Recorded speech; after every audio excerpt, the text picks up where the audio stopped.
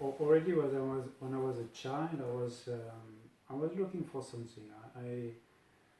I knew that I didn't want to have a normal job, but I wanted to have a passion. And but from what I could see around me, I could identify myself to an artist. So I was dreaming maybe to be a writer or to be a musician or a singer. So also I could have their freedom. I imagine, these people, they are free. They can write a book from wherever in the world. So I was, and so there was the freedom, there was the creativity. I was attracted by that. And then when I started as a young adult to work on my art, to become a professional artist, then I found books about Eastern philosophy, and especially Hindu mystic. And so I was just impressed in other words. It just goes to my heart when I could see just the picture, just the picture of these Hindu mystics that are so full of light, they are so full of joy. You can see that on their face, you can see that in their eyes. And then I was thinking, but this I want for me, for my life. Because of course, we don't need to think 2 hours like to realize that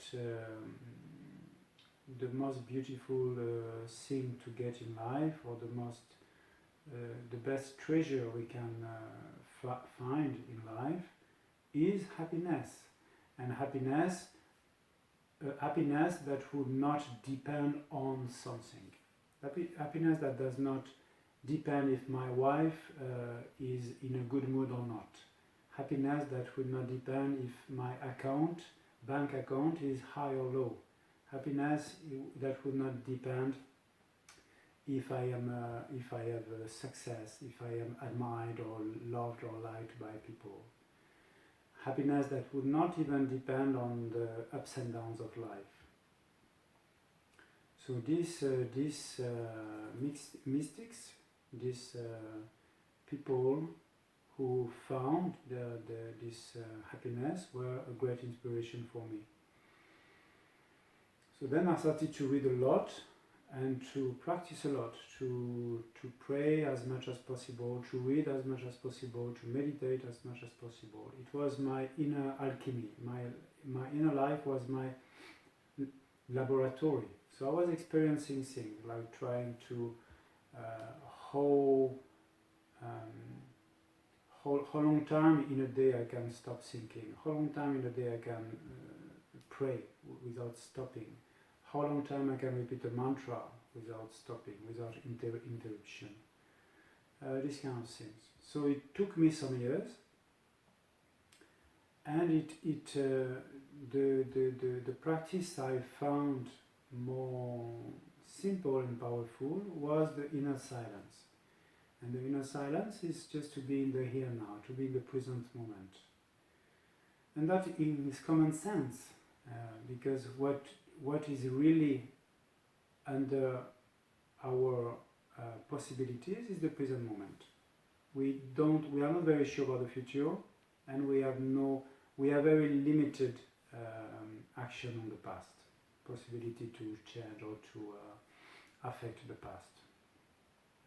But the present moment is full of possibilities. And so to do this, like famous here now practice, to be in the here now as much as possible, but with full focus. It means that when we have full focus, there is no chatting in the mind. There is no more blah blah blah in the mind. And it's a beautiful feeling of presence, 100% presence in the consciousness is 100% present in the present moment, and so we get addicted to it. So that's what happened for me. And from this inner silence, as I explained, I started to actually the sensitivity, the perceptions increased a lot. So I could feel a lot more what is around me in the present moment. I could feel the trees and the rocks and the people and the places and the situations. So the level of perception, the quality, we are just, we feel more subtle things with this kind of practice. So this is my personal journey in short. Starting from art, then I did meditation as far as I could. Then I did a Reiki training, and from Reiki training it is a long, many years of experience and evolution in my practice, until I call it now channeling or healing.